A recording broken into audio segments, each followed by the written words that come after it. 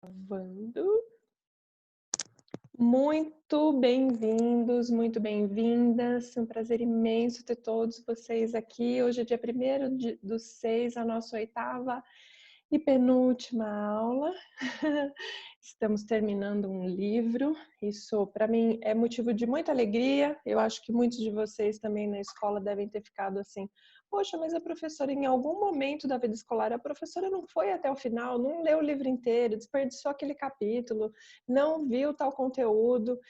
Então, aqui nós chegamos até o final, usamos na totalidade o que esse livro tem nos trazido. E como vocês podem perceber, ainda não chegou o fim, mas a energia de conclusão já vem se apresentando, né? E agora eu quero que vocês coloquem no chat as observações sobre a aula passada, quem gostou do Matheus, quem gostaria que ele viesse no presencial, quem sabe, a gente pode trazê-lo.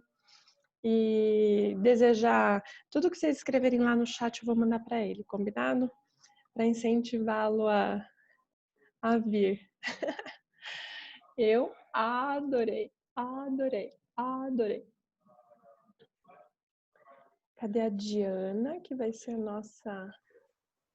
Oi, Di, tudo bem? Bem-vinda. Oi, Ivana, boa noite, bem-vinda. Oi?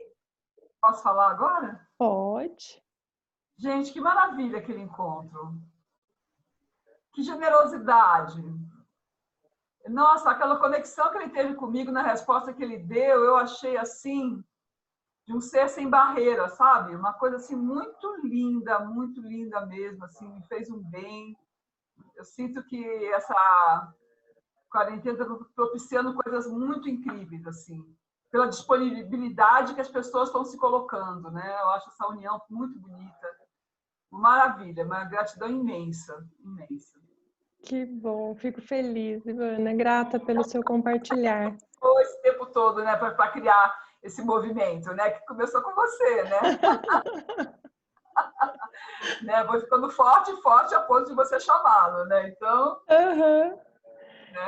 E Muito grato. começou com um insight da minha professora de Eva Berracos, a Elce. Ela sugeriu que nesse período de quarentena a gente criasse alguma coisa que a gente quisesse compartilhar, algo que a gente já tem ou precisasse desenvolver alguma pequena parte e doar, se solidarizando com esse momento, né, que a gente está tão distante. E ela me disse uma coisa bem legal. Nós estávamos na sala de aula com os alunos. E ela disse assim, quem tem para compartilhar, faça, porque é uma dádiva de Deus o compartilhar. E naquela hora eu achei bonito, mas, bom, vou me pôr no propósito. Tanto que na 3ª ou 4ª aula, várias das alunas falaram, vamos arrecadar algum recurso para recompensar você pelas suas aulas. Falei, não, meu propósito é a doação, então vamos seguir dentro do propósito.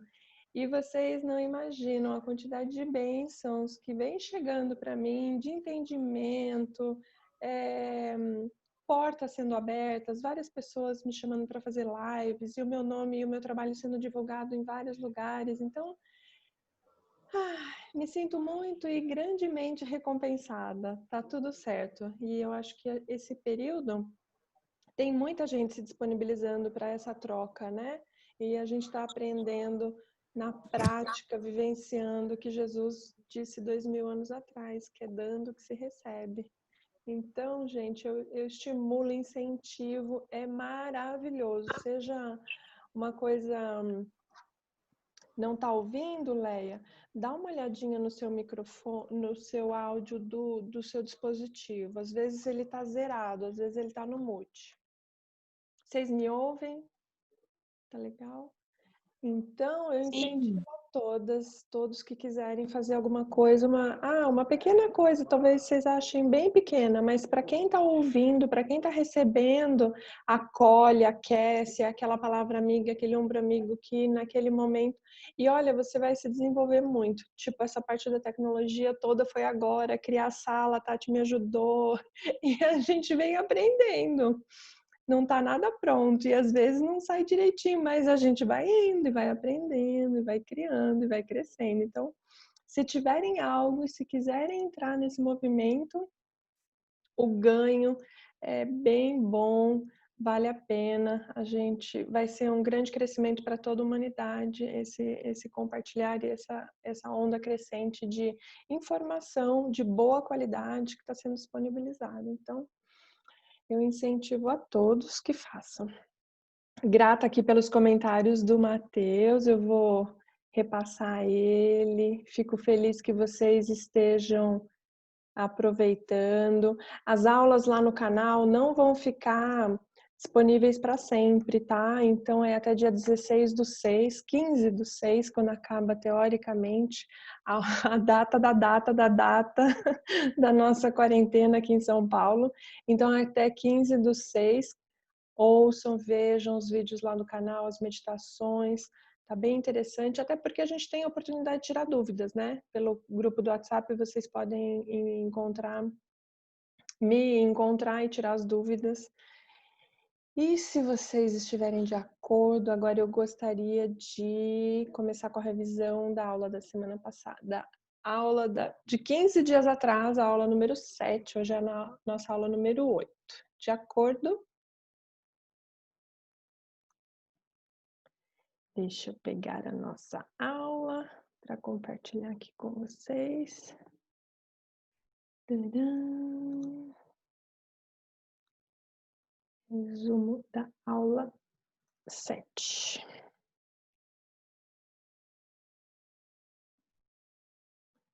Share screen. Vocês veem a minha tela. Tadã! Então vamos lá. Na aula 7, a gente viu a questão do tudo que... a questão da alimentação. Essa imagem aqui, ela me remete várias coisas. Tá dando microfonia. Tem alguém com o microfone aberto? Se puder fechar, eu agradeço.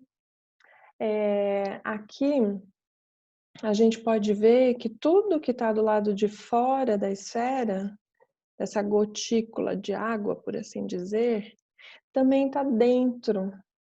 Isso é uma representação do yin, do yang, do dia e da noite, do homem e da mulher, das coisas que se completam, se complementam em todo o planeta. Assim como nós temos dentro de nós tudo o que está fora também. Então, ao mesmo tempo que a gente pode olhar para o papai e para a mamãe que estão fora, dentro de nós eles também existem. Ah, então no problema também tem a solução. Mas como que é isso, meu Deus do céu? Se eu estou vivendo o problema, a falta de saúde, por exemplo, é dentro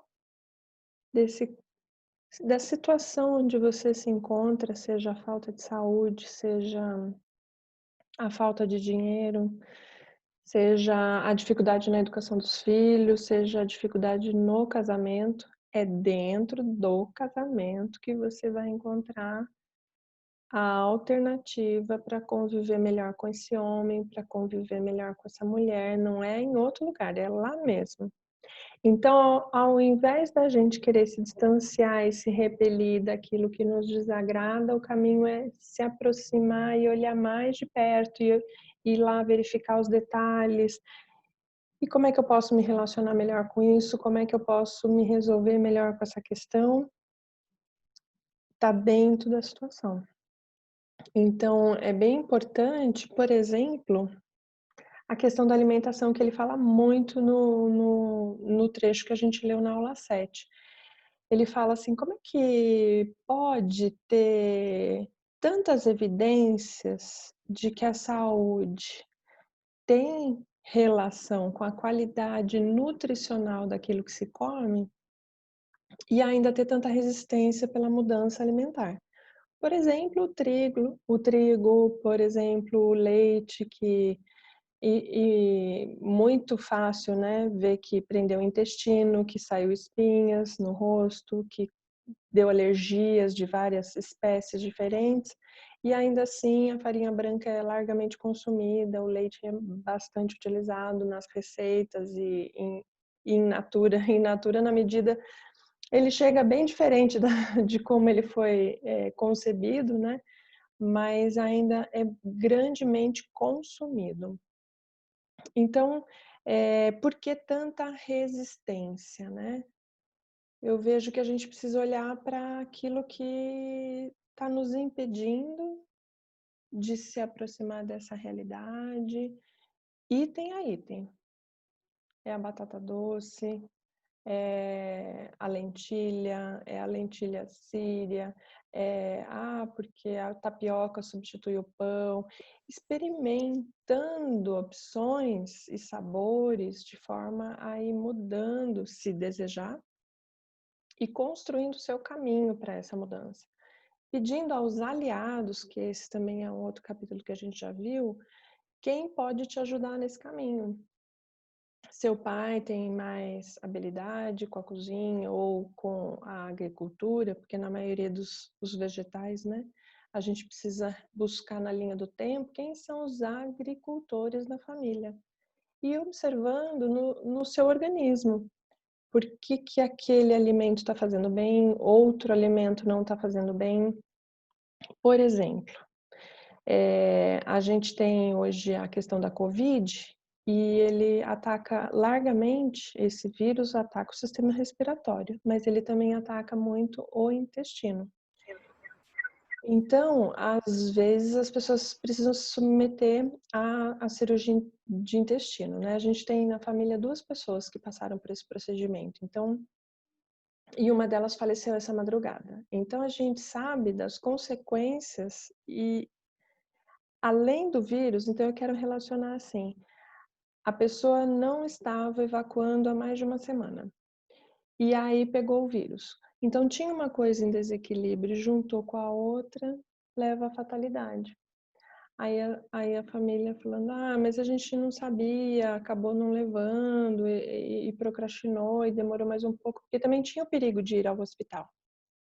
Mas não é uma coisa que a gente adiou, né? Olhando na linha do tempo, uma semana. Foram adiados 70 anos nesse caso específico. A pessoa já tinha problemas intestinais e o circuito não funcionava adequadamente, não ia ao banheiro com naturalidade. E aí, o que é com naturalidade? O bebezinho, por exemplo, que tem toda a alimentação preparada, é o horário da papinha, é quase liquidificada a papinha, né? Porque raspa a maçãzinha, ela fica bem diluída, tá de fácil absorção. Dali 3 ou 4 horas, é produzido o bolo fecal e evacua. Então, mais ou menos a cada 3 refeições, vai 3 vezes ao banheiro. Um bebê. Nós, na idade adulta, na média, se for uma vez por dia ao banheiro, tá com sorte. Então, como é que a gente pode se organizar e se relacionar melhor com o que está comendo e os efeitos imediatos que estão causando no nosso organismo, porque não é para amanhã e não é porque daqui 30 dias ou 30 anos. É o equilíbrio sendo buscado a todo momento. Olha, no meu organismo o leite não cai bem, a farinha isso, acontece aquilo, aquele outro. Então, eu venho descobrindo, né, nessa proposta de mudar minha alimentação, que é mais fácil cozinhar os vegetais do que aquela culinária mais elaborada que eu estava habituada, porque tinha várias panelas, vários conjuntos, e agora eu descasco, pico ou ralo e a salada está pronta, cozinho um grão ou um arroz e é rápido, é prático. Então, é uma mudança que requer de nós um novo aprendizado e que melhora muito a saúde. Eu estou buscando isso para melhorar a minha saúde e equilibrar o meu peso. Então, aqui no capítulo 7, ele deu também os exemplos dos ratinhos que viveram mais após os estudos e com maior qualidade. Os pelos mais sedosos, com mais brilho, com mais disposição, faziam até voluntariamente mais rodadas na rodinha, correndo mais rapidamente. Então, existem muitas possibilidades da gente ter uma vida mais saudável. Agora, eu vejo também alguns entraves nisso, inclusive no relacionamento dos nossos órgãos internamente. Assim como o indivíduo olha para determinado antepassado, dentro daquela lealdade, do amor cego, também os órgãos da pessoa, por lealdade, olham para outros indivíduos excluídos do sistema. Então, você pode estar tendo uma dificuldade sua de estar indo buscar o novo alimento e tal, mas você também pode, parte dessa resistência pode estar ligada a essa lealdade sistêmica, olhando para um outro excluído e aí dá medo, não consegue dar o próximo passo. E é por isso a proposta da gente fazer vivências presenciais lá para outubro. Se tudo der certo, estaremos podendo. Dúvidas até aqui, gente? Porque eu quero muito abraçar vocês, beijar, apertar. Sobre a aula anterior, alguma dúvida? Tá com um som estranho ou já melhorou? Não? Então, nenhuma dúvida no chat. Então, a Leia conseguiu resolver o barulho, o som. Podemos seguir. Então, agora vou passar a palavra para a Diana, para você falar.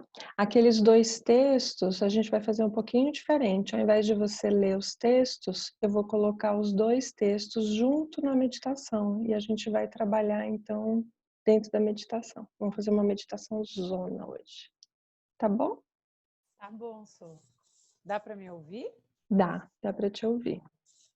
Tá bom. Então, oi, gente, boa noite.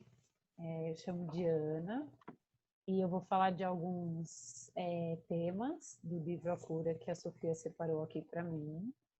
E os temas são o vício, pertencer, a luz, a outra celebração da morte, superar medos, batidas na porta e o círculo.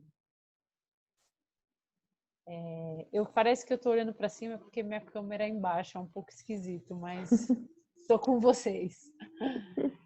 Então, vamos lá. Então, o vício, né? O Bert fala que torna-se viciado aquele a quem falta algo. Que o vício ele é um substituto para essa falta. E partindo desse princípio, então, como que nós curamos um vício em nós? A principal coisa é reencontrar aquilo que nos falta. E geralmente isso que nos falta é o pai. E ninguém é capaz de se sentir inteiro sem o pai. Então, como que a gente ajuda uma pessoa viciada? Ou como essa pessoa viciada pode se ajudar? Ela tem que levar aquilo que foi perdido para dentro do seu vício. E aí ele explica isso através de exemplos. Por exemplo, o fumante ou o alcoólatra. Quando ele for fumar, a primeira coisa que ele tem que fazer é fazer isso com prazer, porque ele tem que ter a consciência de que ele está trazendo para ele aquilo que falta, né? E aí, nesse ato de fumar, ele está conscientizado de que ele está fazendo isso porque sente falta de algo. E assim, quando ele se preparar para tragar o cigarro, ele imagina o pai. Então, ele traga a fumaça profundamente para os pulmões, olhando para esse pai e dizendo internamente: eu tomo você em minha vida e em meu coração. E fuma com prazer até sentir que o pai está dentro de si. Ou a mesma coisa se for a questão da bebida, por exemplo. Né? Então, de tragar, de beber com prazer, isso que falta, e trazer para dentro de si até que possa se sentir preenchido. E aí ele coloca, como que as mães podem ajudar seus filhos viciados? Elas precisam reconhecer que para os filhos, elas são apenas uma metade, nunca a totalidade. Então, ao invés de manter esses filhos longe dos pais, elas guiam esses filhos com amor até os pais. E ele diz, o movimento começa quando verem e amarem em seus filhos também o pai deles, recordando do tempo feliz em que se sentiam em unidade com ele em todos os aspectos. Então, que a mãe agindo dessa forma, ela permite, né, o amor dela, reconhecendo no pai, permite que o filho também possa querer trazer esse pai para si. Depois ele fala sobre pertencer. E aí ele diz assim, se não é permitido ao nosso pai pertencer, perdemos também em nossos corpos o sentimento de poder pertencer. Por isso, movimentamos-nos como alguém que busca por lhe faltar algo. O vício faz parte desse movimento. E aí ele diz que esse vício ele pode assumir muitas formas, não só o álcool ou o cigarro, por exemplo. E ele dá um exemplo de uma situação. Então, como em situações nas quais uma pressa toma conta de nós, para que desempenhemos algo durante o qual deixamos de estar atentos ao que o nosso corpo precisa para permanecer saudável e ignoramos as necessidades do organismo.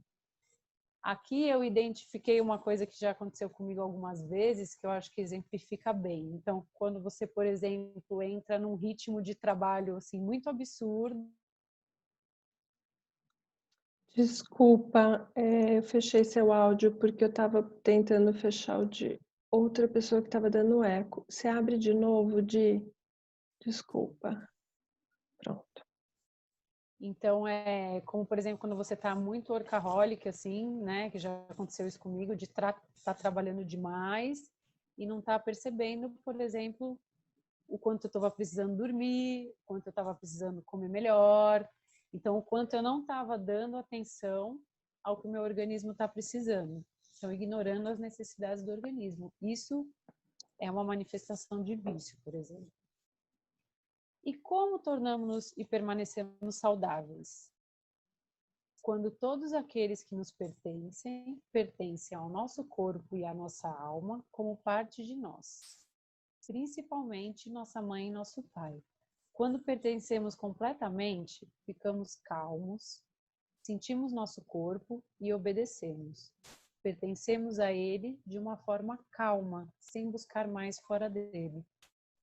Então, esse sentimento, quando a gente tem esse sentimento de pertencimento, a gente tem uma tranquilidade, a gente consegue ouvir os sinais do organismo, a gente consegue respeitar nossa necessidade de descanso, nossa necessidade de boa alimentação, porque tudo pertence. O próximo trecho é a luz.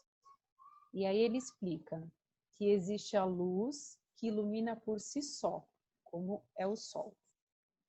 E também existem outros tipos de luz que não iluminam por si só, que são iluminados por outra luz e refletem a mesma. Daí ele dá o exemplo da Terra e da Lua. Então o Sol ilumina por si só, a Terra e a Lua refletem a luz. Onde não há luz, não podemos ver, precisamos de luz para ver. Usamos a imagem da luz em diversos exemplos. Falamos de luz interna ou iluminação, falamos de luz da razão, ou raios de luz, quando uma conexão que até agora estava oculta vem à luz. E o que isso tem a ver com doença e cura?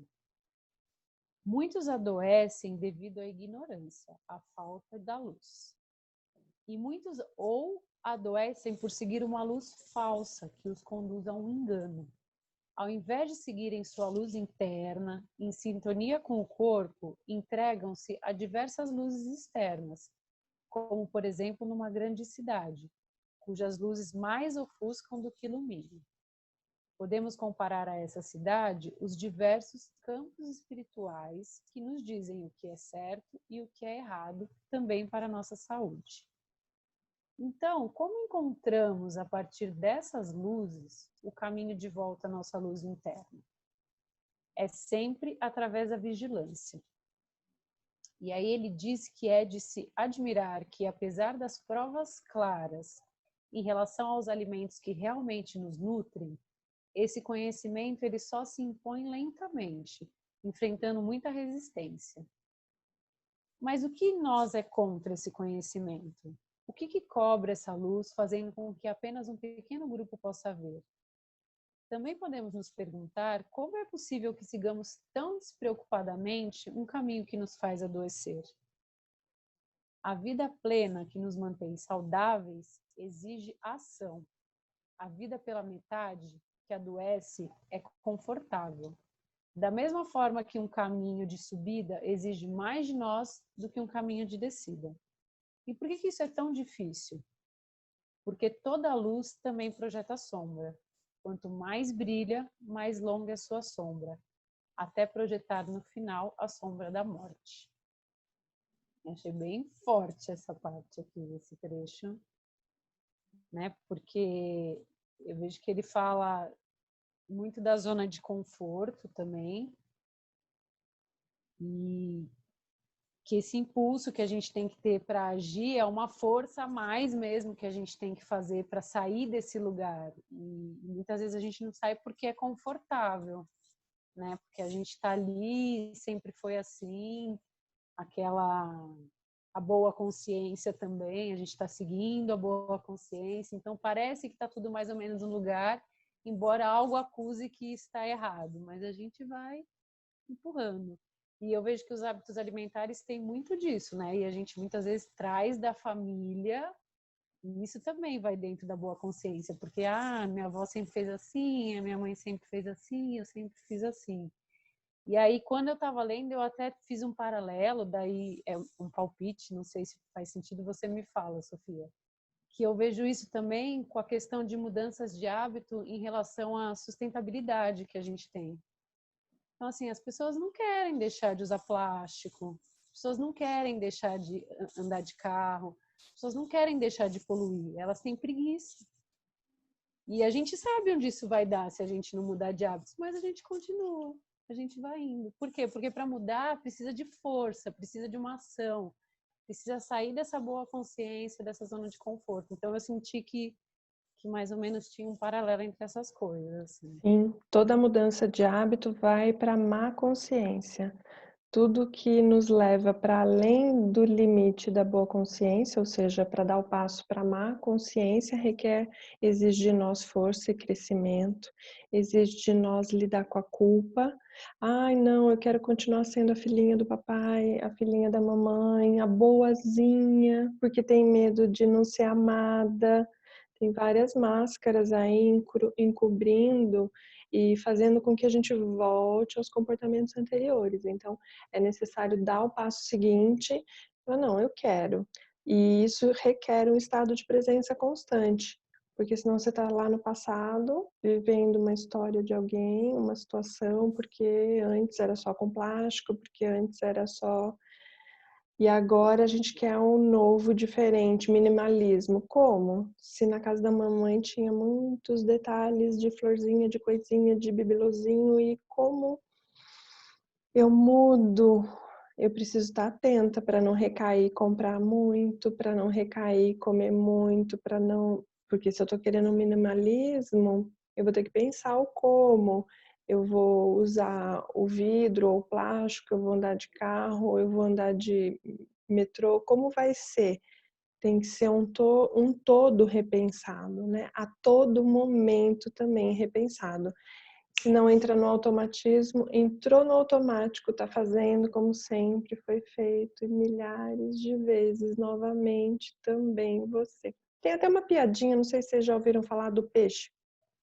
A moça é jovem, faz um peixe super saboroso, o marido adora e pergunta, amor, por que você cortou o peixe, o rabo e a cabeça do peixe? Ah, não sei. Minha mãe me ensinou assim, vou perguntar para ela. Mamãe, sabe aquele peixe assim, assim, assim, assim, assim? Por que você corta o rabo e a cabeça? Ah, não sei, vou perguntar para a vovó porque a minha mãe me ensinou assim. Mãe, por que é que você corta a cabeça e o rabo do peixe? Filha, a minha frigideira era pequena. Então, qual é o tamanho da sua frigideira? E a que comportamentos você está cedendo sem pensar em fazendo e refazendo de novo outra vez? Por exemplo, alimentação. Eu estou fazendo um trabalho de resgatar e me lembrar do que eu comia na infância. Era bastante fritura e eram os hábitos daquela época, né? Então, não tem nada de errado com o que foi servido. Eu me habituei. Hoje eu gosto muito da fritura, então, da crocância. Mas a folha da alface, quando está fresquinha, também tem aquela crocância. Dá para substituir? Então, eu vou negociando comigo mesma as formas de ir transformando. Mas o mais gostoso é voltar lá para aquela condição que desde pequenininho a gente gosta daquele bolo, daquele jeito, daquela comida com gordura, com óleo, enfim. Então, sim, Diana, também o pensamento ecológico é novo e é um buscar um a um. Cada um vai tomar a sua iniciativa para ir mudando. E eu penso que essa onda do Covid está fazendo a gente repensar tudo isso, porque 2 horas para levar do trabalho até em casa e mais 2 horas para voltar. Será que isso é vida? Não é melhor eu trabalhar menos, mais perto de cá? Será que eu preciso de tanto dinheiro assim, né? Porque o mais nunca acaba, né? É mais dinheiro, é mais carro, porque um carro só não... Você tem rodízio agora, você precisa de 2 carros. Você tinha uma casa com 2 quartos, não tá bom, você tem que ter 3, tem que ter 4. Qual é o que satisfaz? Qual é o limite, né? Qual é o limite? E que te satisfaz. Nesse capítulo ele vai falar sobre isso. Não vou antecipar os próximos capítulos, vou aguardar. Aí, continua? Pode, por favor.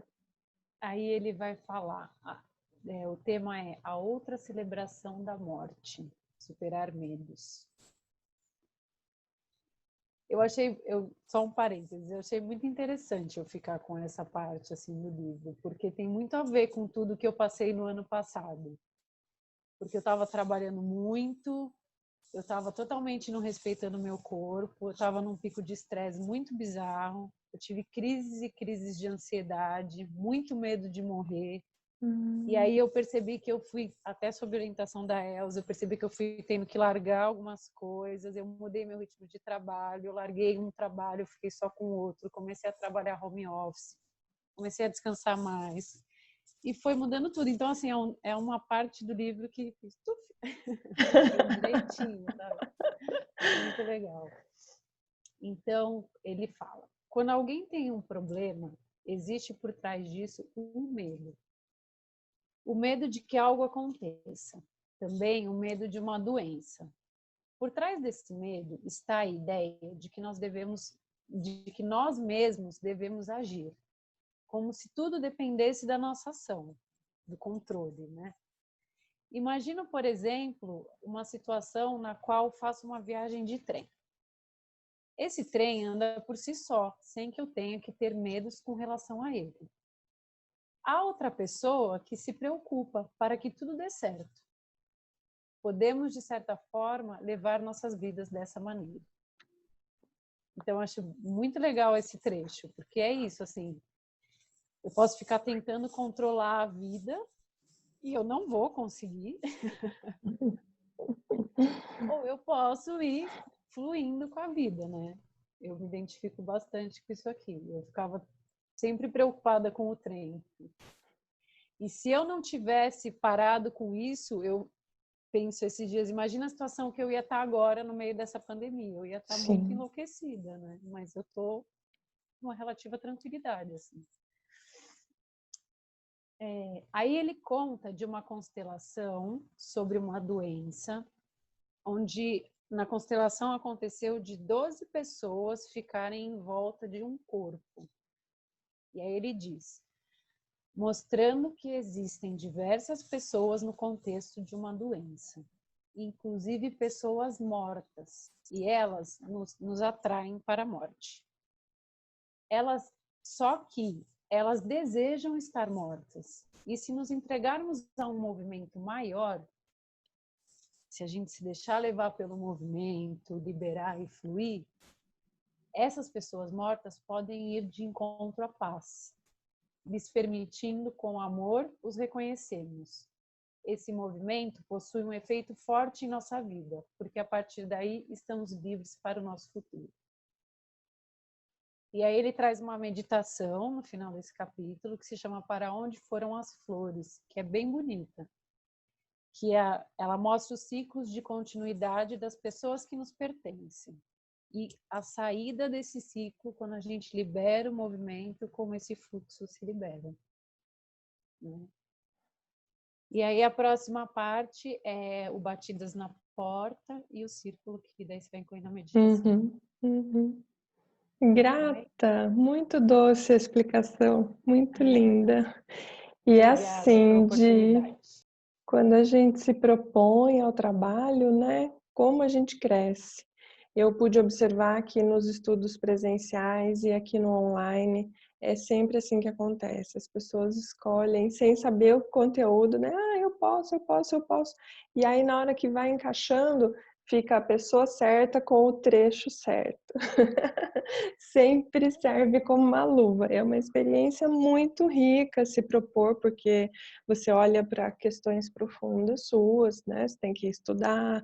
A pessoa que se propôs, ela estuda mais, vai mais fundo naquele conteúdo. Então, é muito rico, bem especial mesmo. Grata, Diana. Então, eu peguei esses 2 textos e mais a meditação. Preparei para a gente fazer hoje uma meditação bem grande, para a gente aproveitar bastante o momento da meditação. Eu vi aqui que a Andréa colocou uma pergunta. Andréa, você quer abrir seu áudio para perguntar? Eu vou abrir sim, Sofia, obrigada. Boa noite a todos, né? A Diana falou uma coisa sobre, na hora que ela estava falando dos vícios e essa falta do pai, que muitas vezes esses vícios podem estar ligados à falta do pai, e aí eu não sei se eu não entendi direito, e quando não é permitido ao pai pertencer, porque às vezes eu percebo na minha família, assim, meu próprio pai é uma ovelha negra, né? E parece que todo mundo sempre Montesano não pode, ele é assim, ele é assado, ele sempre faz isso, o assado. Daí, como ficam os filhos nisso quando você tem consciência que a sua família traz isso e é tão, né? E pensando que estamos todos conectados, daí como lidar com isso, como desfazer, como se centrar. Acho que era isso que eu não sei, era isso que eu queria perguntar. Bom, primeiro a gente pode olhar para a situação como um todo, para como ela é de fato. Quando vem essa fala, o Montesano não pode, na verdade está falando não só o papai, mas todos os Montessanos não podem. Então, tem uma dor aí, e várias exclusões que doem, né? As pessoas não foram aceitas como elas são de fato. E o que a gente mais quer é pertencer com o nosso melhor, com a nossa luzinha acesa, dando a nossa contribuição na nossa forma que está podendo, não é, né? Nem dá para ficar escolhendo, eu queria ser de outro jeito, eu sou desse jeito, né? E todo mundo é do jeito que é, então a gente está podendo fazer a entrega na forma e no conteúdo que a gente está podendo amar e ser amado, se relacionar. Então, evidentemente, aí houve uma exclusão. A pessoa ou as pessoas disseram, essa família não. Por exemplo, muitas vezes, quase 100% das vezes, é a partir dos olhos da mamãe que os filhos olham para o papai. É a partir dos olhos da mamãe que os netos olham para os pais do papai. Se a mamãe não se dá bem com a sogra, se a mamãe não se relaciona bem com a sogra, naturalmente as crianças vão estar mais distantes dessa avó do que da outra avó. A minha mamãe pode, a outra não. Se essa foi a informação depositada no sistema, e muitas vezes é dessa forma para muitas famílias, perceber o quão doloroso foi viver com essas negativas e com essas exclusões. Sinto falta do papai. Ainda. Né? É isso que ainda não se completou em mim. Ah, mas talvez ele tenha até já falecido, passou para outra dimensão, e agora? Bom, ele estando nessa dimensão ou em outra dimensão, o mais importante é a gente refazer esse laço. Se for possível ele ainda estar aqui, refazer de fato esse laço. Se não, no mínimo internamente, refazer esse laço. Acolher. Essa foi a mulher que ele escolheu para viver. Porque também não resolve ficar no meio do papai e da mamãe e se colocar no meio e dizer: não, essa mulher não é certa para você, ela não deixou que você pertencesse. Agora eu faço a exclusão. Se eu me meto no meio do casal e saio em defesa dele, porque ele é um coitado, e a filha rapidamente toma as dores do papai, vai se colocar contra a mamãe. Fazendo o quê? Justiça. Vai ter ótimos motivos e argumentos para comprovar e provar de que ela está certa, porque estava errado o que era feito antes. Na verdade, estava errado e agora vai ser feito mais errado ainda, se for por essa linha de raciocínio, né? Então, a ideia é a gente olhar cada vez mais para a nossa realidade. Comia fritura assim, papai não pertencia assim, e montando esse joguinho de quebra-cabeças que está, se essas lembranças ainda vêm, é porque as feridas ainda estão aí. Se vocês já forem se despedindo dessas lembranças, essa lembrança não fica retornando a todo momento, significa que já está mais apaziguado dentro do coração. E enquanto não está apaziguado dentro do coração, a gente lê o próximo livro de Bert, faz as próximas meditações, faz vivência, faz autoconhecimento, e sempre que achar mais uma feridinha aberta, se debruça sobre ela. É dentro dessa ferida que também está a cura. É lá dentro que ela vai arrumar jeito de cicatrizar. Se eu depositar bálsamo sobre ela, vou ajudar a cicatrizar mais rápido. Se eu for lá e cutucar a ferida, vou abrir mais essa ferida. Então, depende da minha postura. O que eu vou fazer frente a essa dor? Vou ignorar, vou fazer de conta que não existe. A vida vai te apresentar no próximo capítulo. A vida vai apresentar. Não olhou para o homem quando era o papai, vai olhar para o homem no relacionamento de casal. Tudo não resolvido ali naquela relação, vai. Ah, me nego a olhar também. Não acha nem parceiro. Aí não vem nenhum parceiro, porque não quero olhar. Dói muito, dói muito, dói muito. Então, cada situação é uma situação, cada sistema familiar é um sistema familiar diferente. Então, eu estou dando uma resposta genérica de possibilidades. Não sei exatamente no seu caso em que direção vai, mas eu vejo que essas perguntas que ficam em aberto, na vivência, a gente vai ter oportunidade no encontro presencial de, então, nos casos específicos, nas dores, e reverbera em todo o grupo, né? Vai se apaziguando em todos eles. Na meditação, hoje a gente vai trabalhar um pouquinho mais sobre isso. Grata pela pergunta, muito boa. Obrigada, Sofia. Obrigada a todos.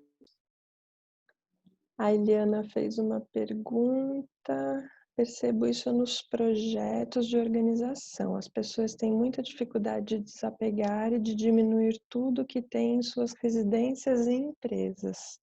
Nas mudanças, percebemos que existe muita dificuldade de se desfazerem de parte do acervo. Perfeito, Eliana. Eu concordo com você. Na minha experiência com o Feng Shui, aplicando na residência das pessoas, quantas coisas, e na minha vida também, quantas coisas a gente vai acumulando. A associação que eu faço é a mesma que você está fazendo. Então, as pessoas também têm dificuldade de se desapegar do alimento que comeram, e aí o intestino não funciona bem, e aí dá medo e prende, e dá medo interna e externamente. A gente volta para a imagem que eu mostrei anteriormente. O medo que está fora está dentro também, o apego que está fora está dentro também. A dificuldade de deixar a energia fluir. Gente, eu só tenho 2 pés, para que 100 pares de sapato? Não faz sentido. Ok, eu quero ter variedade, mas precisa de 100 diferentes pares de sapato? Então, eu não preciso comer em quantidade, eu posso comer coisas nutritivas que o meu próprio sistema, ele elimina os excessos. Mas na casa, a casa não elimina sozinha os excessos. Eu preciso fazer isso. Então, como é difícil o desapego? Porque para essa pessoa falta algo. Muitas vezes o papai. A força de ir, de comprar outro, novo, o impulso de ir e comprar um mais moderno, inovação, modernidade, é coisa de homem. E não tem a força do papai para repor. Se tá com força de papai, reforma a casa toda em 40 dias, tá tudo bem. Desfaz toda essa casa e faz uma novinha. Como é bom quando a gente não tem medo da escassez. E a escassez é uma pedagogia, tá? Amanhã, na live de amanhã, eu vou falar sobre a contribuição da pedagogia sistêmica na educação dos filhos. E a escassez é uma das formas de ensinar as crianças. Se você hoje é uma criança que foi ensinada dentro da escassez, porque senão ia apanhar, porque senão ia sobrar, porque senão ia estragar, você reage dessa forma com os alimentos, com os sentimentos, com os objetos dentro do guarda-roupa, igual a Eliana falou. Então, quem quiser assistir, a Leia tá falando Constela. Olha, eu vou contar um caos. Eu era a maníaca da constelação, eu achava que tudo tinha que constelar, tudo tinha que constelar, tudo tinha que constelar, porque até hoje, assim, nos últimos 13 anos, quase tudo na minha vida e na vida dos meus alunos e dos meus clientes sanou, resolveu com a ajuda também da constelação. Então, tomou o remédio, melhorou a alimentação e constelou. Aí, eu estava com uma queda forte de cabelo 2 anos atrás e 40% dos meus cabelos caíram. Eu que tinha uma cabeleira enorme, fiquei com 60%. Falei, agora é o fim, vai cair o resto. Porque em 40 dias, você perder 40% do cabelo é muito cabelo no chão, né? Eu falei, não, eu não vou constelar. Eu vou no médico. Eu vou no homeopata. Aí eu fui lá no homeopata muito caro, paguei uma grana. Daí ele falou assim, essa receita aqui você faz, que vai ajudar a nascer o cabelo novo. Depois que você constelar. Eu falei, não, você tá tirando com a minha cara, porque eu já teria constelado, mas aí ele me falou, isso infringe a terceira ordem, a segunda ordem, a hierarquia, é a segunda lei das ordens do amor. Você tá com problema de desequilíbrio de hierarquia, você não quer ninguém acima de você, nem os seus cabelos, por isso eles estão caindo. Tá. Eu não sei se todo careca, todo calvo vai ter o mesmo problema, a mesma causa raiz, mas eu não duvido. Por que eu desconfio que isso seja verdade? Porque com muita frequência o homem tende a ter mais calvície do que a mulher. E o homem tende a ter mais dificuldade de se dobrar, de reverenciar o outro, de papai e de mamãe, e quando o outro homem sabe mais ou é mais forte do que ele. A mulher também tem suas dificuldades. Eu perdi 40% dos meus cabelos, então não foi fácil. Mas a mulher tende a, com dificuldade ou com facilidade, a ter, a se dobrar, a reverenciar, a honrar.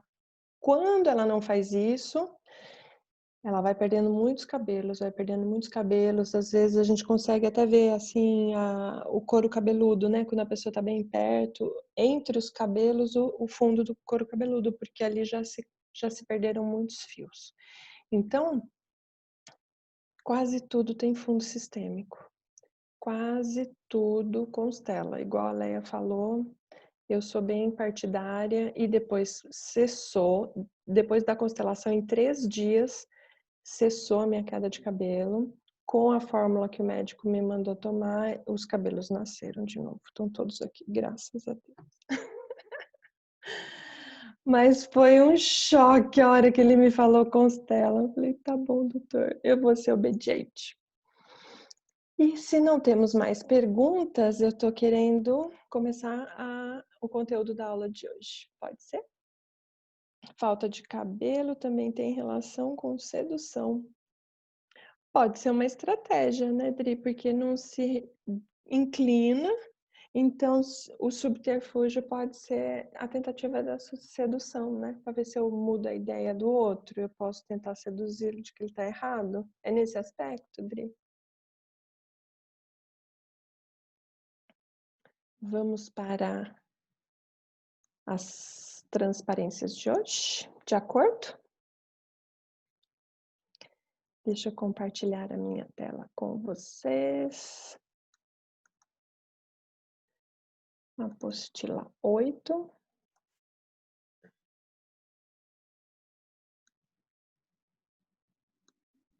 Tcharam. Que legal, chegaram mais pessoas. Boa noite a todos, bem-vindos. Então, na aula 8, ele fala exatamente desse pertencer. Achei. Pode falar. A gente está vendo o computador, o HD, mas a gente não está vendo o PowerPoint. Bora lá que eu vou arrumar isso. Voltemos. Tem muita coisa aberta. 8. E agora? Eu acho que você vai precisar descompartilhar e recompartilhar, Só. Verdade. Nada como ter TI para auxiliar. Ai, obrigada. E agora? Nada ainda. Ainda está aparecendo a tela da pasta. Tenta minimizar a tela da pasta, porque pode estar por trás. Ou então dá um alt tab. Desculpa, é muita informação. Vou fechar todos os outros. E agora? Agora está só você. Nenhuma das alternativas anteriores. E agora? Só eu, porque eu também não dei o share de novo. Deixa eu deixar a pasta aberta antes de dar o share. Que eu fechei tudo. Aula 8.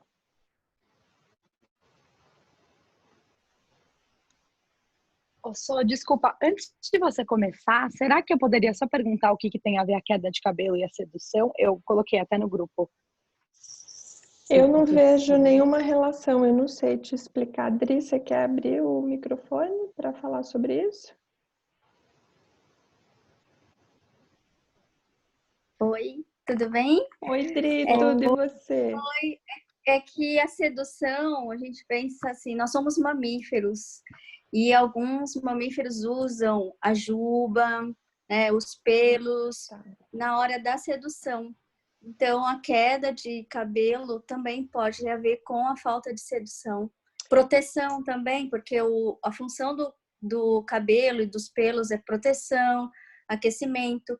E aí eu ia colocar ainda lá no texto, mas quando falta o cabelo aqui no topo da cabeça, é perda de contato com o pai, saudade do pai, porque o pai cumprimenta a gente fazendo assim. E a mãe é na lateral. Assim, quando a mãe vai acariciar a cabecinha do filho, ela fala, e aí, filhinho, como você está? Então, a falta de cabelo na lateral é perda de contato com mãe, no topo, e é pai. E também tem a ver com hierarquia, né? Que é acima de mim, nem o cabelo. Tanto é que os diretores, os CEOs são carecas, né? Então, tipo assim, acima de mim, Só nem Deus. o cabelo. Uau! Nem Deus, né? Nem o cabelo. Então, tem toda Muito uma obrigada. conotação de contato, proteção, hierarquia e sedução. E a mulher usa bastante o cabelo para sedução, né? Faz Usa, eu todo tô usando sentido. aqui, ó. Faz todo sentido. Faz todo sentido. Total. Aqui, a gente vai Obrigada. conversando. Obrigada. Adorei. Ótimo. Agora vai. Share. Dá para ver? A aula 8. Finalmente! Ok. Agora estão todos vendo uma família, pertencer, papai, mamãe, 2 crianças. Eba, perfeito. Esse slide eu ia fazer os comentários que eu acabei fazendo com a pergunta da Andrea, que tem a ver com o papai podendo pertencer. Inclusive, não sei se vocês conseguem ver aqui no final do slide, as crianças estão com os braços no papai. O menino está agarradinho no braço direito, a menina está com a mãozinha dela na blusa do papai. As crianças anseiam pelo toque, por poder pertencer, e é só com a autorização da mãe que então o papai pode fazer parte. Até que ela dê essa autorização, as crianças estão no círculo da mamãe e elas são da mamãe. Se o relacionamento entre papai e mamãe não estão bem, geralmente a mamãe não autoriza. Esses são os meus filhos.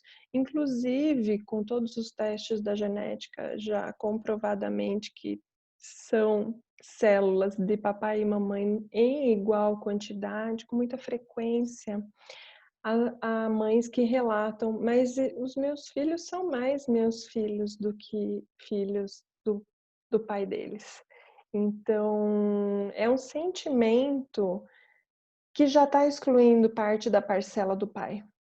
Por mais que a genética e a biologia e a ciência tenham comprovado que são partes iguais e tal, a mulher tem tendência a fazer barganha usando os filhos. Então, se ele não me dá atenção, eu não deixo ver os filhos, e várias outras.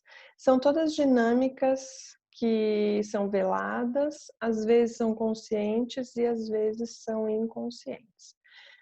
Outra dinâmica, se o relacionamento do casal não vai bem, o menino, o filho homem pode ficar de casal com a mamãe e o papai pode ficar de casal com a filha menina, o que faz com que eles saiam dos lugares de filhos e de pai e de mãe e comecem outras dinâmicas. Isso exclui o lugar das pessoas e bagunça o pertencimento, as ordens, fica uma grande desordem.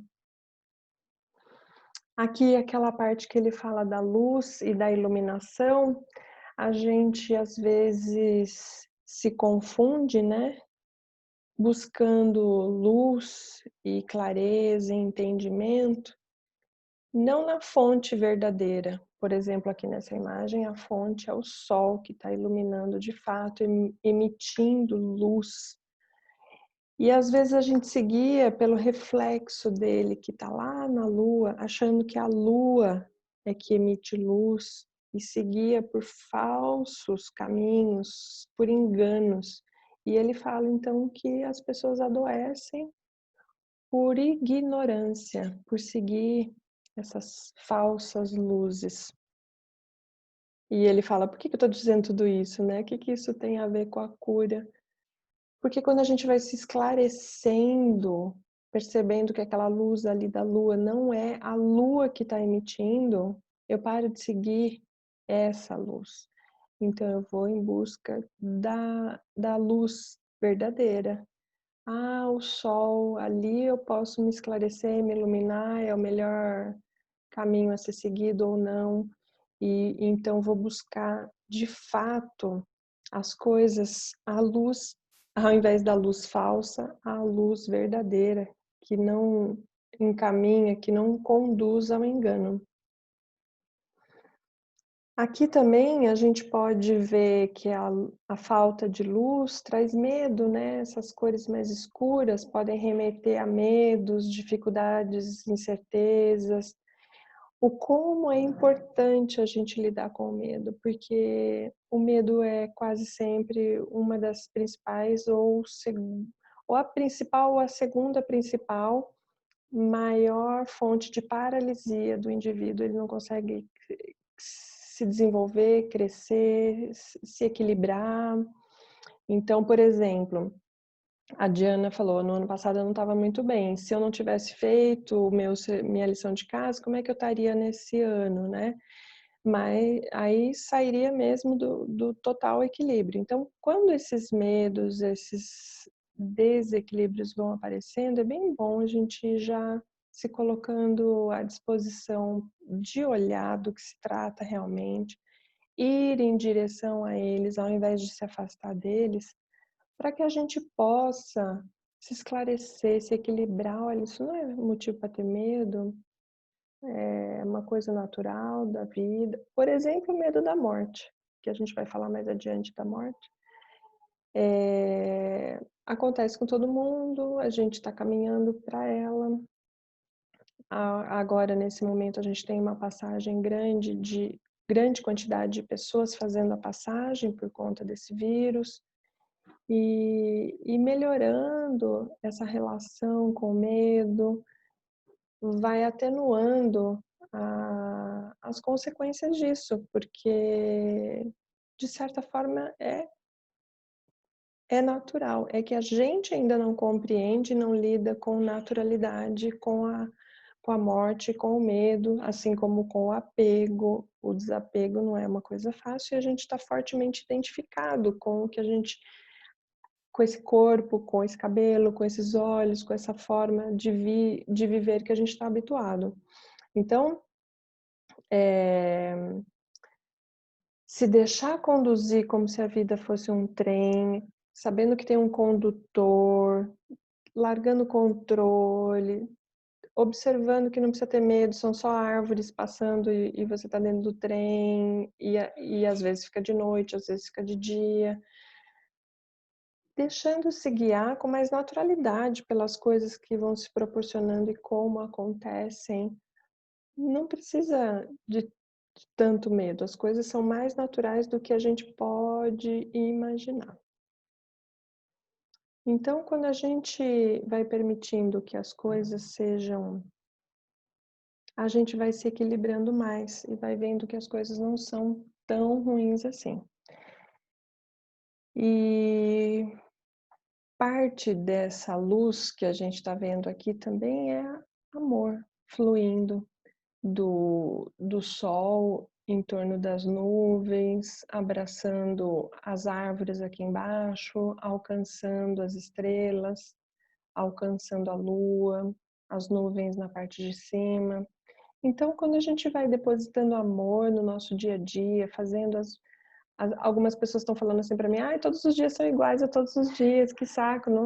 Não, na verdade, tá faltando depositar um amor ali nas coisas que a gente está fazendo, que isso é que vai fazendo com que as coisas sejam diferentes, especiais. Hoje não é igual a ontem, que não vai ser igual a amanhã.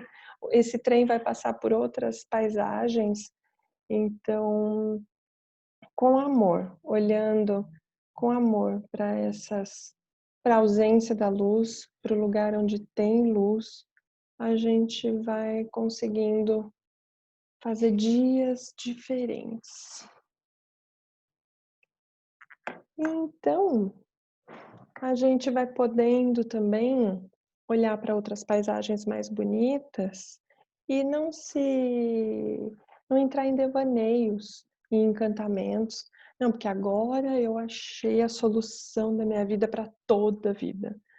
E se enganar. Por exemplo, eu ia falar que a borboletinha, se ela se enganar onde está a flor, e ela for pousar aqui nessa última flor na parte mais baixa da tela, ela se engana e pousa na água, porque ali já é o reflexo, não é a flor em si.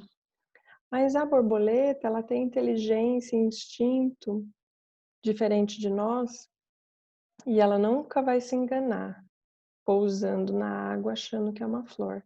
Entretanto, nós muitas vezes nos amparamos, nos descansamos, nos debruçamos em algo, em alguém, numa luz, numa referência, achando que ali vai encontrar porto seguro e se engana. Então, nas paisagens mais difíceis ou em outras bem mais agradáveis, que a gente observe, que a gente se atente a distinguir o que é de fato um porto seguro, uma luz que ilumina e qual é o caminho para seguir de fato. Vocês, dúvidas?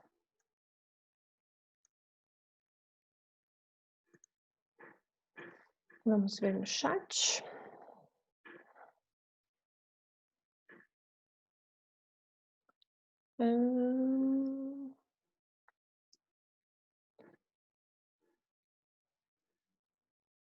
Cabelo tá caindo, Tati? Papai, pelo amor de Deus. E quando perde o cabelo na parte de trás da cabeça?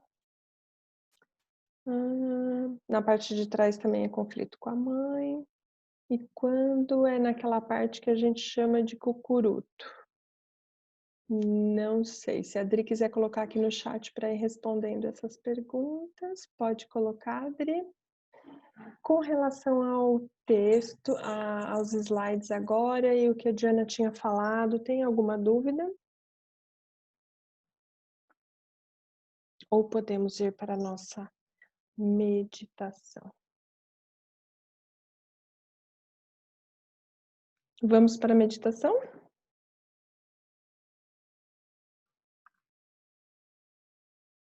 De acordo? Então vamos encontrar... Oi, Sofia. Oi, Sofia. João. Pode falar. Tudo bem? Boa noite. Boa noite. Deixa eu te fazer uma pergunta. Uma coisa que eu tinha lido o texto da parte da morte, né? Que até ela reprisou bem na parte que me chamou bastante atenção, foi das 12 pessoas em volta, mostrando que aquela pessoa talvez estaria trazendo estaria junto com aquelas 12 pessoas que simbolizavam talvez a doença, o desejo de morte.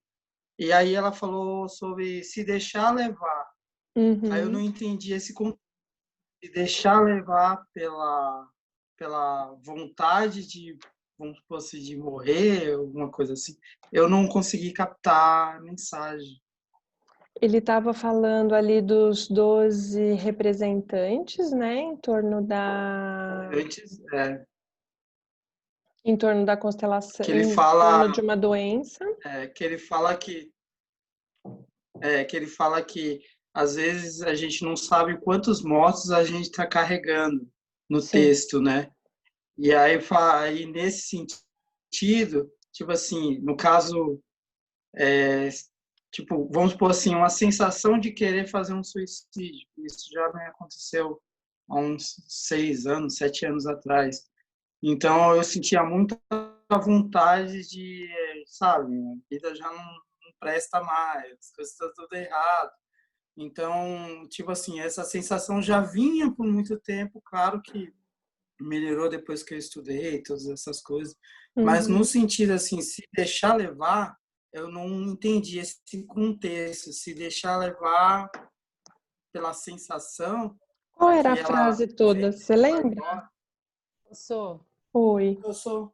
Se eu estou entendendo o que ele está falando, o que eu entendi dali é que você entrar no movimento fluido da vida e deixar que esses mortos possam ir em paz, entendeu?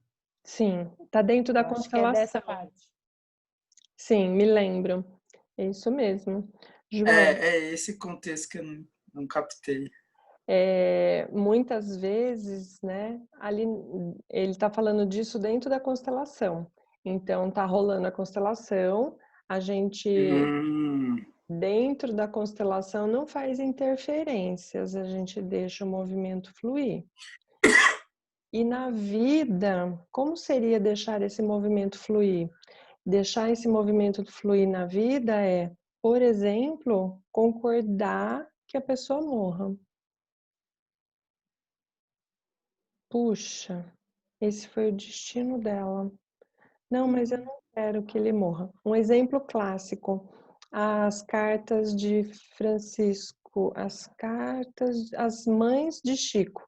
São 400 cartas que Chico Xavier psicografou de filhos que haviam falecido e as mães chorando aqui na Terra, não conformadas com a morte dessas crianças, jovens, adultos, adolescentes, e o peso que era para esses jovens lá do outro lado receber essas lágrimas.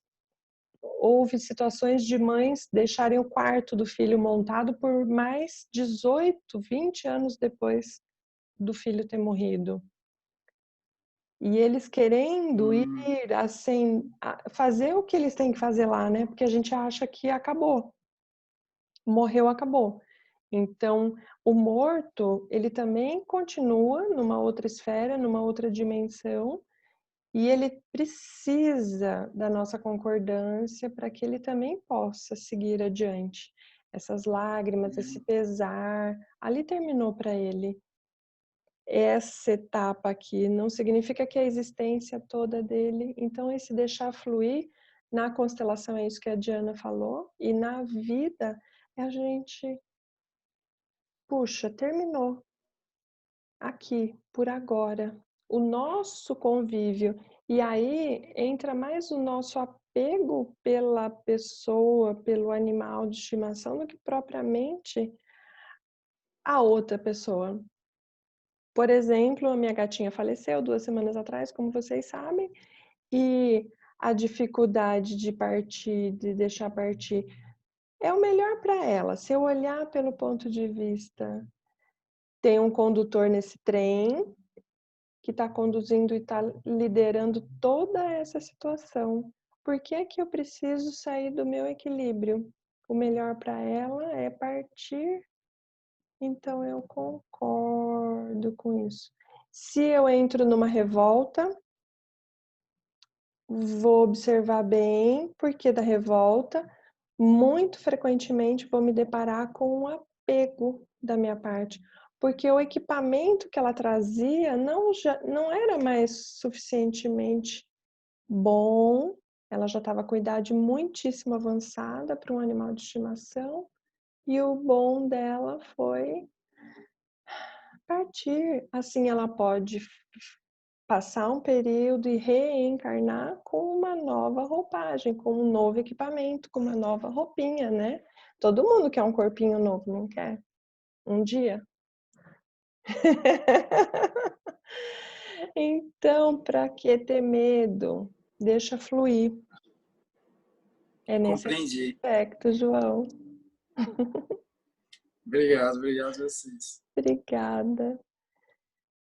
Vamos para a meditação. Ah, seriam os suicidas? Podem ser sim, Gilberto, podem ser os suicidas que ou porque eles atentaram contra a vida, ou porque quem ficou não concorda que eles se foram. Podem haver várias dinâmicas aí. Isso, a Xena tirou o pijama. Eu gosto de pensar dessa forma também, Dri.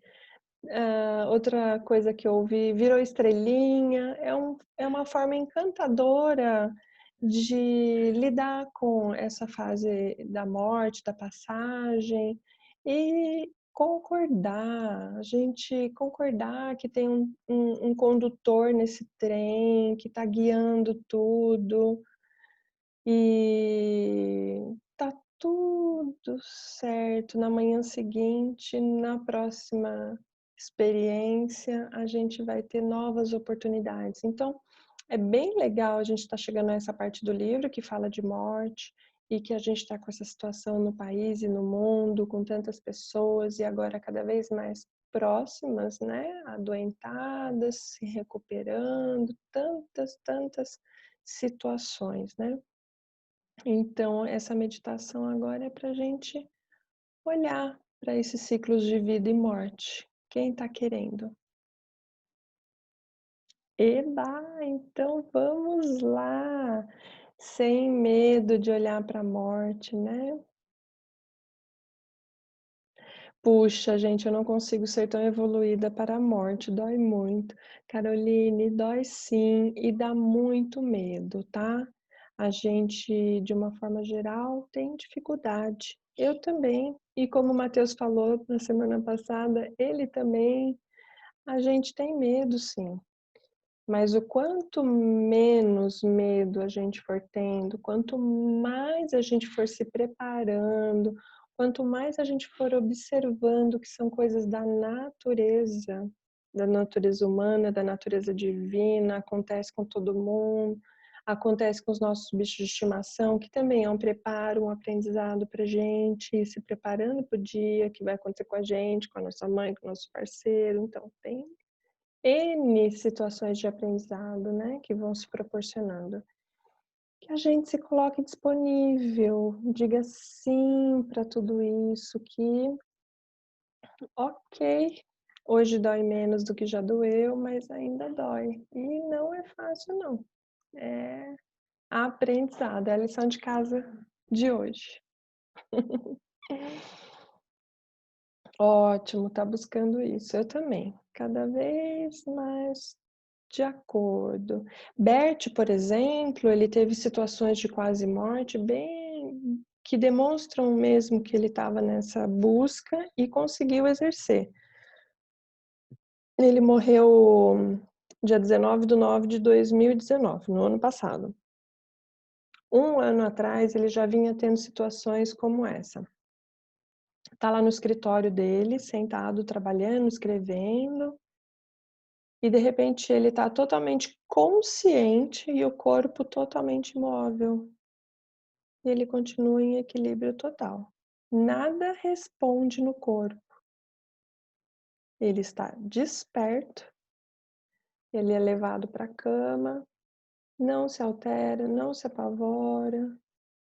Depois de alguns minutos, horas, ele volta a ter movimento e tá tudo bem. Foi uma quase morte, não se desequilibrou, não se desesperou. Assim como ele entrava na constelação, sem medo, sem intenção, assim ele vivia, e assim também foi próximo da chegada do momento da passagem. Totalmente consciente. Ótimo, Gilberto. Isso é muito bom. A gente já vai conseguindo perceber o nosso corpo de formas a não nos identificarmos tanto com ele. Ele é o equipamento de hoje, mas você não é ele só. Você tem muitas partes de você. Olha a gente adiando o momento de olhar para a meditação que vai falar da morte, mas ninguém tem medo, não. Bora lá? Vamos sentar bem confortavelmente, fechar os olhos, abrir a boca, expiramos, deixando o ar sair totalmente, liberando tudo, tudo, tudo, tudo. Inspiramos novamente pelo nariz. E expiramos pela boca.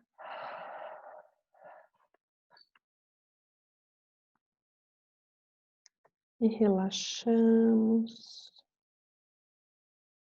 Vamos agora ao nosso centro.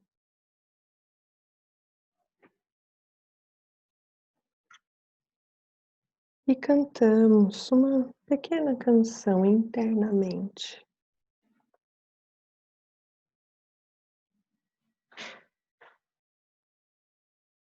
Para onde foram as flores? Para onde foram as meninas? As meninas colheram as flores. Os homens as tomaram.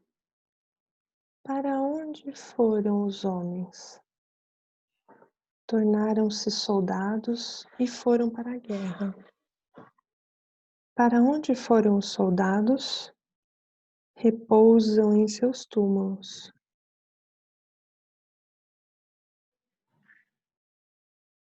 Sobre os túmulos brotam flores. Vêm as meninas e colhem as flores. É um ciclo sem fim. Para onde vamos? Também somos levados juntos em um ciclo eterno? Agora, vamos até o nosso centro mais profundo.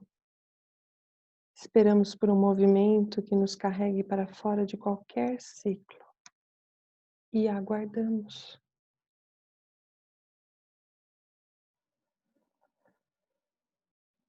Para frente, além de qualquer movimento em círculo, em direção a uma luz distante. Para lá se volta o nosso olhar. Para lá vai o nosso movimento, para além de todos os túmulos e trincheiras. Reunimos nossas forças e esticamos as mãos para alcançar uma nova margem. O que é a nova margem?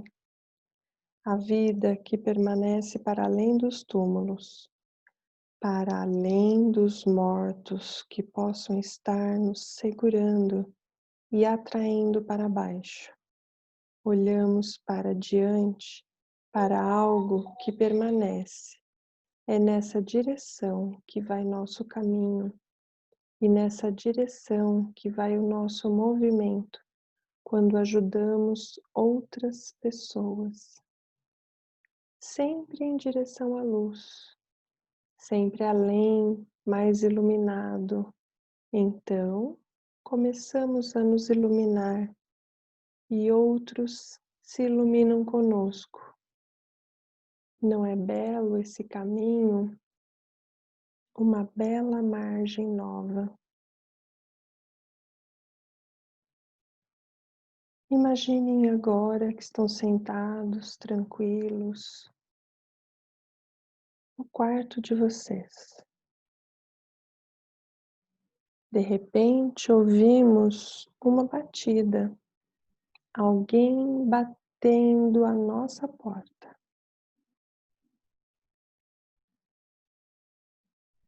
Nós não abrimos e esperamos.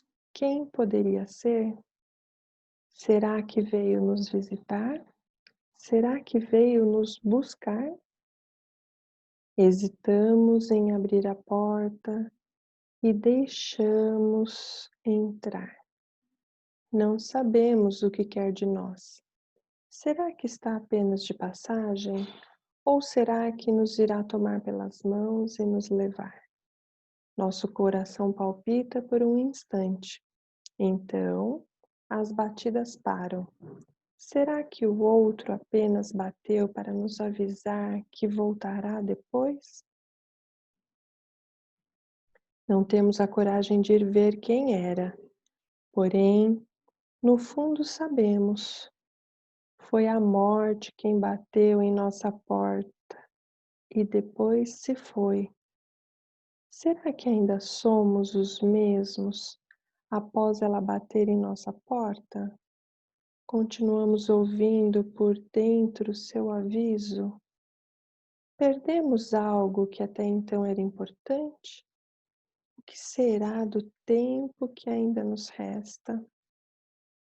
Será vazio? Será pleno?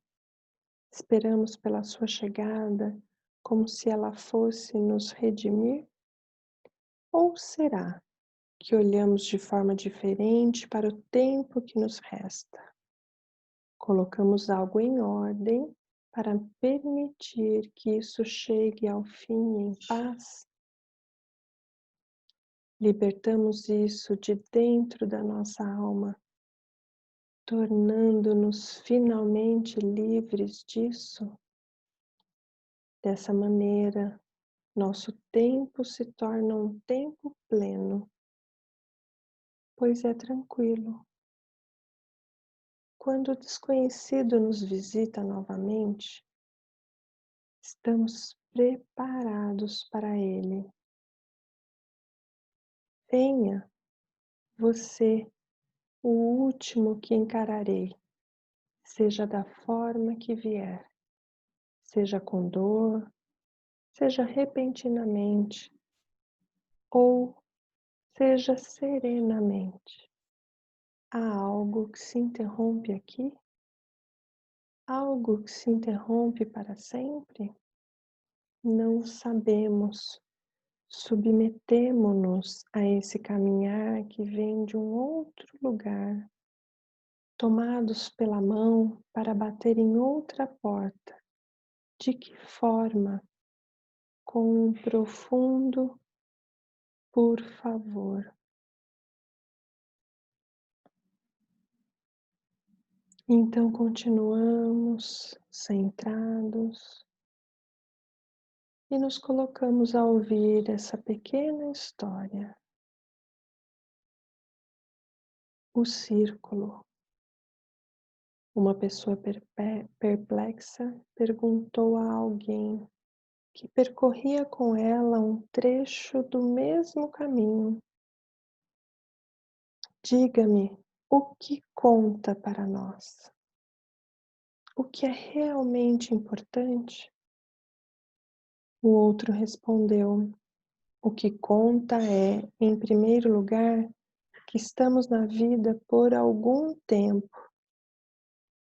Assim, ela começa quando já havia muitas coisas, e quando cessa, cai na multiplicidade que havia antes.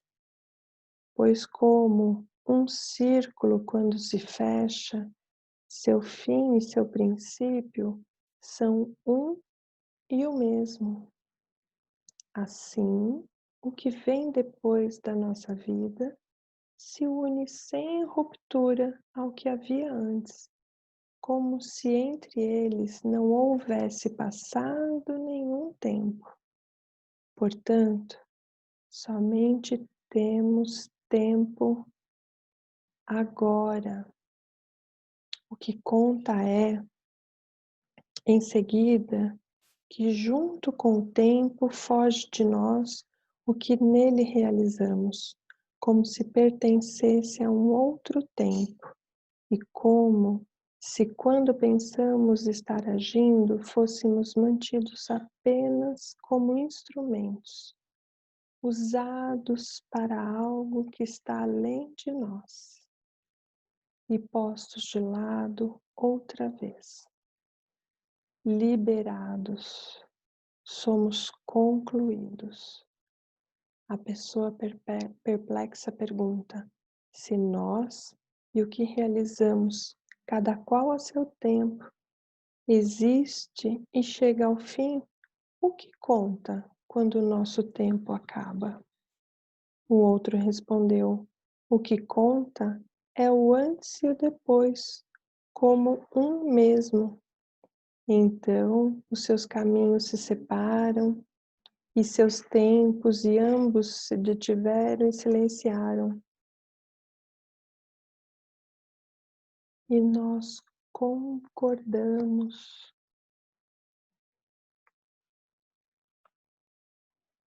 Observem o seu corpo, a agitação, a dificuldade de ficar parados ou de olhos fechados.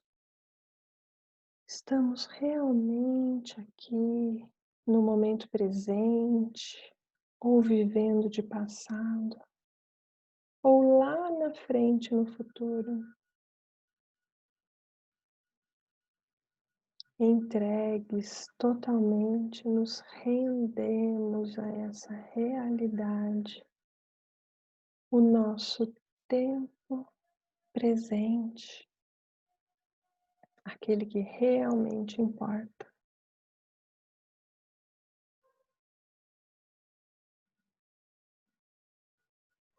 Então dizemos sim a tudo isso que ouvimos, todas essas imagens internas, a tudo aquilo que ouvimos, concordamos.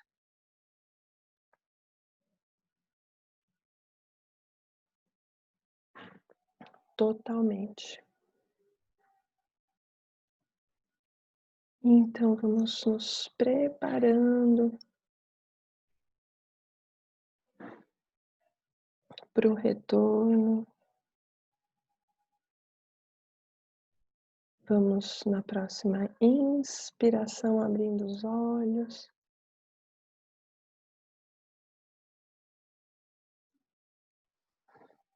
Vamos retornando para o momento presente, para o aqui, para o agora. Que delícia!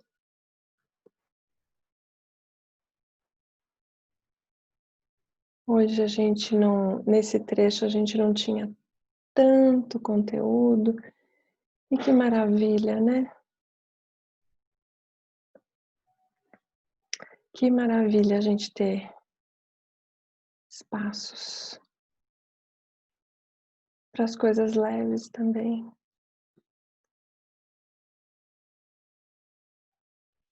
Sim, posso explicar um pouquinho. O Bert, a Diana está perguntando sobre esse último diálogo entre a pessoa perplexa e um sábio, né? Imagino que seja, se a gente está indo se aconselhar, deve ser alguém que está sabendo um pouco mais do que a outra pessoa, né? Então a pessoa pergunta o que conta, o que realmente vale a pena. E o sábio vai dizendo, direcionando a pessoa no sentido de acalmá-la e de esclarecer o que realmente conta. Que tudo são ciclos. Então ele coloca no sentido de círculo os ciclos da vida. Quando chegamos, começou aqui o movimento, então nasceu, cresceu, se desenvolveu, passou a vida e morreu. Então se fecha o ciclo, se fecha aquele círculo. E assim pode ser a vida como encarnado, ou a vida como desencarnado, ou uma sucessão de vidas com vários círculos. Bert costumava dizer que com o fim começa. E no ano passado, quando a gente esteve lá no velório dele, não foi exatamente o velório, porque na Alemanha as pessoas são convidadas para ir ao velório, então você não chega e aparece no velório de alguém. Foi uma homenagem feita 7 dias depois do velório e do enterro dele. Nós, alunos, fomos visitar o cemitério e ali a gente recebeu um cartãozinho de agradecimento pela visita e estava escrito: com o fim começa. não é nem a crença de que é dessa forma, eu vejo como o dia e a noite mesmo, com naturalidade, do alto da sabedoria que ele se encontra, e a Sophie, esposa dele também, que é só um ciclo. É doloroso, sim. A Sophie contou para nós uma parte da passagem dele, e ela estava chorando, não estava aceitando, não queria que fosse, e ele disse a ela: por favor, deixe-me ir, eu quero, eu preciso. Então, eu acho que é sempre doloroso mesmo. Não vamos ter mais convívio com aquela pessoa, com aquele animal. Na relação do casal, quando o casamento acaba, também é um luto, é uma perda, é uma morte, morreu a terceira pessoa, né? O relacionamento do casal acabou. Então, é esse entendimento dos ciclos. Ficou mais claro, Di? Posso perguntar aqui? Pode. A parte que eu não, que me foge assim é porque ele fala que a nossa vida começa e daí ela termina, então vem uma linha do tempo que é o tempo. E a gente vai, começa e termina no mesmo lugar e o tempo continua. É isso, essa partezinha da explicação assim que me foge o que é. Tá, o que me vem. O inverso daquilo que você desenhou com a mão. Quando você fala assim, vem na linha do tempo, daí a gente nasce, morre e volta naquele... Então, o que você desenhou para mim é a vida sendo vista do ponto de vista do encarnado, daquele que vive. E que a gente acredita ser o mais importante, porque é o que a gente vê, que a gente toca. Entretanto, me parece que o inverso seja mais relevante. A gente está lá vivendo no mundo dos mortos, encarna, faz esse ciclo, e quando a gente morre, a gente retoma daquele ponto que a gente parou, porque lá é o mais relevante de fato. A gente vem para cá para umas experiências, para um teste. Então, vamos ver se aprendeu a não roubar. Vai lá. Nasce numa família propensa, numa situação favorável para fazer. Fez umas duas. Mas aí, da terceira em diante, não fez mais. Então, tem uns créditos. Ah, roubou muito. Roubou toda a encarnação. Ou não roubou nada. Então, ufa. Então, me parece que é essa dualidade de vida e morte, porque a gente ainda não vê como um ciclo daquele do yin e do yang, que aí seria a vida e a morte juntas. E dentro do branco tem um pintinho do preto, então dentro da vida tem um pouquinho da morte, dentro da morte tem um pouquinho da vida, e elas são complementares e também em círculos, esses ciclos.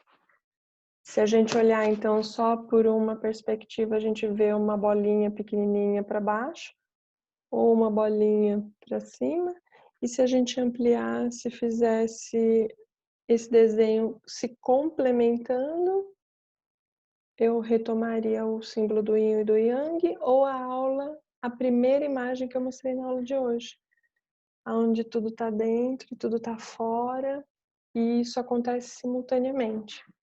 Mas como a gente não tem a recordação, graças a Deus, eu acho que é uma dádiva, o esquecimento como uma dádiva, a gente tem a possibilidade de vir e de refazer e de passar pelos testes e também dar um lugar para o erro. Não são só os acertos, são os erros também. Também fazem parte. Várias coisas se acalmam dentro de mim sempre que eu penso que o erro também faz parte, que ele também pode. Que não foram tempo ou dinheiro jogado fora, tem um aprendizado ali, tem um custo esse aprendizado. Faz sentido, Di? Totalmente. Tava olhando, o observador estava olhando do lugar errado. Não do lugar errado, de uma perspectiva. E a gente só pode olhar mas quando saiu da perspectiva do encarnado para o espírito, encaixou completamente. Isso. A gente só pode crescer aonde nós caímos, a nossa sementinha está. É da nossa perspectiva que a gente... Agora, conforme a gente vai ampliando a perspectiva, a gente pode ir incluindo o papai, que não pode pertencer, a mamãe, que às vezes também não pode pertencer, o tio, a avó, o avô, a vida e a morte. Quando a gente era pequenininho, assim, é um exercício bem bom, parecido com esse da comida, lembrar o que a gente comia. Se vocês quiserem fazer esse exercício durante essa semana para a gente trazer para a próxima aula, é bem legal. Lembrar o que a gente comia, que o papai gostava, que a mamãe gostava, que a gente aprendeu a comer. E olhar também e lembrar como é que eles se relacionavam com a morte. Talvez eles até digam, eu não tinha medo da morte. Mas os atos e as formas como eles se expressavam. Não, criança não pode ir no cemitério, criança não pode ficar sabendo. Seu avô foi para o hospital e nunca mais voltou e até hoje você gostaria de se despedir dele. Tem várias lacunas que ficam em aberto porque o papai e a mamãe não sabiam como lidar com a morte e queriam te preservar. E aí você ficou com ideias, interpretações de que aquilo é mal, é ruim. Como era para eles? O que é que eles ensinaram para vocês? E como é que a gente pode ressignificar? Escrevam sobre isso umas 10 linhas. Podem ser frases soltas, não é uma redação que tem que fazer sentido. São lembranças. Isso vai... Tragam para a próxima aula. E aí, quem quiser compartilhar, a gente acha um tempinho para a gente falar sobre essas lembranças. E isso vai se encaixando dentro de nós e a gente vai se encaixando com isso, dando lugar para tudo isso. O João tá falando aqui, supimpa meditação. Grata, João! A Adri falou, mergulhamos no rio do esquecimento antes de reencarnar. Rio Ledos, na mitologia grega, Letos. Legal, Adri, grata pelas contribuições. Alguma pergunta?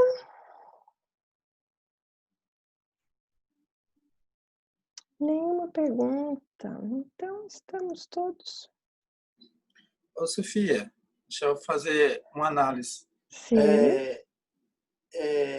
Eu acho que é a terceira meditação que a gente faz que parece que eu fujo do foco, sabe? Não sei, assim, o que está acontecendo. E tem a ver com que você vai narrando, vai guiando a gente, e às vezes eu lembro de uma coisa e fico lá preso nela. Aí eu tenho que, tipo, sei lá, dar um estalo para voltar, porque senão eu fico perdido lá nos pensamentos. Se isso é uma coisa normal porque eu tento seguir a meditação e ficar mais atento, mais presente. Só que tem hora que, quando eu vejo, só escuto você falando, vamos abrir o olho. É quase que deu uma dormidinha, né? Chega a dormir assim? Dessa vez chega. Chega num estado de concentração muito grande, às vezes dá formigamento, sabe? Dá assim, atrás aqui da nuca, assim, dá uns formigamentos. Isso é uma coisa natural, né? Então, os pensamentos que ficam nos distraindo, eles podem ser devaneios e são mais agradáveis do que, de fato, a lição de casa que está se apresentando, porque eu ficar pensando nas coisas que eu gosto de pensar é muito mais agradável. Daí eu fico lá, ai, que divertido, nossa, que legal se fosse assim o mundo, né? Nananana. E são distrações. Quando a gente... E tudo bem também, porque não dá para ser 100% certinho e 100% controlar os pensamentos, não é possível um grau de controle. O trem está andando e ele tem também um condutor próprio, o nosso pensamento está pensando enquanto a gente se coloca na meditação. Entretanto, você alcança níveis de introspecção, porque quando dá essa sensação de dar uma dormidinha, na verdade, o corpo desativa a mente para que você possa mergulhar para dentro de si. Porque senão a mente fica prendendo a gente aqui na superfície, nos devaneios, nas ilusões, na conversa, na ladainha, para te tirar do foco. Aí, quando dá aquela... Tá entrando. Ah, mas eu dormi, perdi tudo. Não dormiu, porque senão você não tinha escutado. Agora vamos retornando, vamos abrindo os olhos. Na próxima inspiração, abre o olho. Pá! Você tava você tava na meditação. Você tava na meditação. Legal, obrigado. Nada. Então, a Dri falou que dava risada, né, nos velórios, a Carol também. Isso acontece, dificuldade de lidar com a morte, não sabe como se comporta, né? Isso é natural. Tá fazendo meditação? Acabou, agora tá. A Rosângela falou, no falecimento do meu pai, eu estava tão tranquila que muitos achavam que eu estava medicada, mas eu não estava. Eu já havia me despedido dele uma semana antes. No velório era só o corpo que eu entendia que deveria ir, findar o processo. E hoje, com a explicação sobre o aspecto do espírito, faz ainda mais sentido. Gratidão. Que lindo, Rosângela. Grata por compartilhar. Na meditação, diga para os pensamentos, daqui a pouco. Isso é excelente, Dri. João, daqui a pouco. Daqui a pouco.